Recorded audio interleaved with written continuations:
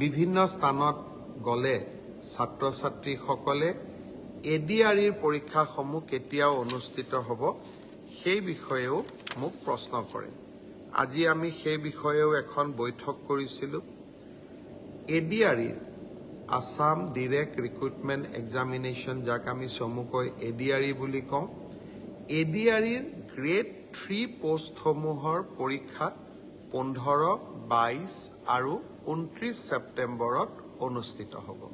মই আকৌ এবাৰ কৈছোঁ যে গ্ৰেড 3 পোষ্টসমূহৰ বাবে ইণ্টাৰভিউ 15, 22 আৰু 29 ছেপ্টেম্বৰত অনুষ্ঠিত হ'ব।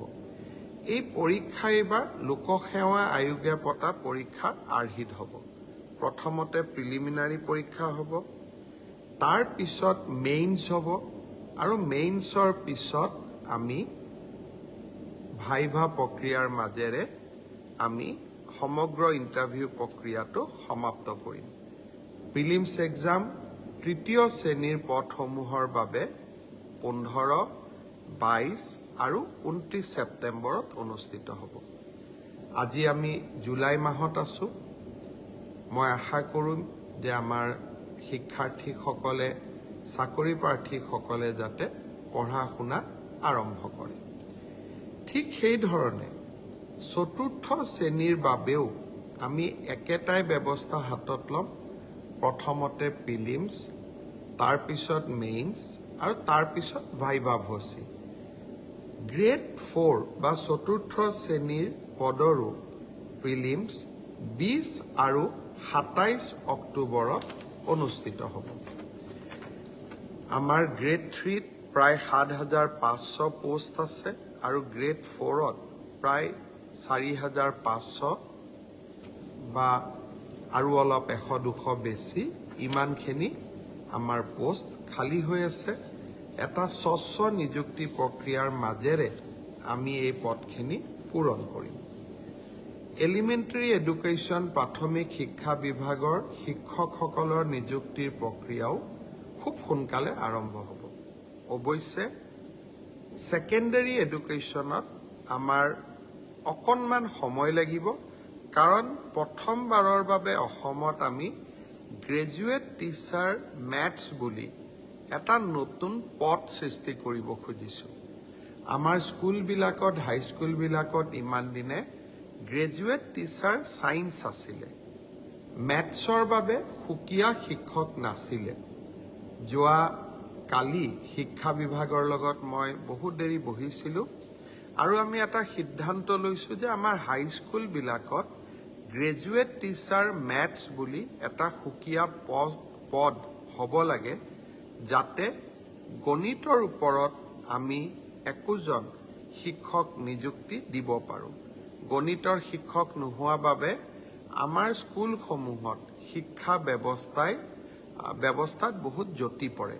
শিক্ষা বিভাগে কেইবা হাজাৰো, বিশেষকৈ প্ৰথম অৱস্থাত প্ৰায় 2000 গণিত শিক্ষকৰ পদ সৃষ্টি কৰিব লাগিব। সেয়েহে মাধ্যমিক শিক্ষকৰ নিযুক্তি প্ৰক্ৰিয়াটো এমাহ বা 2 মাহ পিছত আমি আৰম্ভ কৰিম। সেই হ'লেও মোৰ লক্ষ্য যে এই গোটেই পোষ্টখিনি গ্ৰেড 3ত 7,600, গ্ৰেড 4ত 5,000, পুলিচত 6,434, এলিমেণ্টাৰী এডুকেশ্যনত 5,550 গৰাকী শিক্ষক, ছেকেণ্ডাৰী এডুকেশ্যনতো প্ৰায় 8,000 শিক্ষক, এই গোটেই অৰ্থাৎ প্ৰায় 35,000 নিযুক্তি আমি মাৰ্চ মাহ বা এপ্ৰিল, বিশেষকৈ বহাগ বিহুৰ আগতে আমি শেষ কৰিব খুজিছোঁ। ছাত্ৰ ছাত্ৰীসকল, যুৱক যুৱতীসকল, নিকা নিযুক্তি মোৰ দায়বদ্ধতা আছিল। বহু সময়ত বহুতে কয় যে মেৰিটত নিযুক্তি পাইছোঁ, চৰকাৰক কিয় খাতিৰ কৰিব লাগে। পংকিলতাৰ দিনত ৰাজনৈতিক দৃষ্টিৰ পৰা আঁতৰি মেধাৰ ভিত্তিত নিযুক্তি দিয়া সিদ্ধান্তই ৰাজনৈতিকভাৱে আমাক ক'ৰবাত বহুত ক্ষতি কৰে। আনকি আমাৰ দলৰ মানুহবিলাকো বা আমাৰ দলৰ কাৰ্যকৰ্তাবিলাকো কেতিয়াবা মন বেয়া কৰে যে আমি দল কৰোঁ কিন্তু চাকৰি আমি নাপাওঁ। তথাপিতো মেৰিটত নিযুক্তি দিয়া মোৰ এক দায়বদ্ধতা আছিল আৰু সেই দায়বদ্ধতা পালন কৰাৰ বাবে মই আকৌ এবাৰ সাজু হৈছোঁ। বহুদিন অসমত বহু ধৰণে নিযুক্তি হৈছিল, কিন্তু মেধাৰ ওপৰত নিযুক্তি এনেকৈ কেতিয়াও হোৱা নাছিল। 1 লাখ নিযুক্তি সমাপ্ত কৰি নিৰ্বাচনী সভাবিলাকত মই যি ধৰণে প্ৰতিশ্ৰুতি দিছিলোঁ যে মই আৰু 50,000 নিযুক্তিৰ ব্যৱস্থা কৰিম, তাৰ প্ৰতি ধাৱমান হৈছোঁ। আজিৰ পৰা সেই প্ৰক্ৰিয়া আৰম্ভ হ'ল। সকলোকে বহুত বহুত শুভেচ্ছা জনাইছোঁ। ভালকৈ পঢ়িব লাগে আৰু দেউতা মাৰ লগতে সকলোৰে সুনাম বৃদ্ধি কৰিব লাগে। ইমানতে মই সামৰণি মাৰিম। যোৱাকালি পলাশবাৰীতো গৈছিলোঁ বানপানীত ক্ষতিগ্ৰস্ত লোকৰ খবৰ ল'বৰ বাবে। আজি গুৱাহাটীৰ বাহিৰত যোৱা হোৱা নাই, কাৰণ অবিনাশৰ ঘৰত যাব পাৰি। এইবাৰ আমাৰ ৰাজ্যখনত আমি মহাবিদ্যালয়সমূহত 1 লাখতকৈ অধিক ছাত্ৰ ছাত্ৰীক বিনামূলীয়া নামভৰ্তি কৰিছোঁ। অৱশ্যে মোৰ ওচৰত অভিযোগ আছে, 2-এখন কলেজে 650 টকাকৈ ছাত্ৰ ছাত্ৰীসকলৰ পৰা নামভৰ্তিৰ সময়ত লৈছিলে। অহা পৰহি 10 তাৰিখে মহাবিদ্যালয়সমূহক নামভৰ্তি বিনামূলীয়া কৰাৰ বাবে তেওঁলোকৰ যিমান ক্ষতি হ'ল, সেই সমুদায় টকা আমি মহাবিদ্যালয়সমূহক উভতাই দিম, প্ৰায় 60 কোটি টকা।